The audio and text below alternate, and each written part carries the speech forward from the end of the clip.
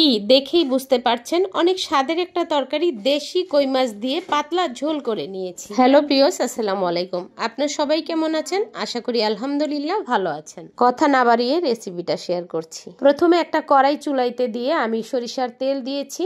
এরপর আমি রসুন আর পেঁয়াজ দুইটা ব্লেন্ডার করে দিয়েছি একসাথে, দেখেছেন সাদা।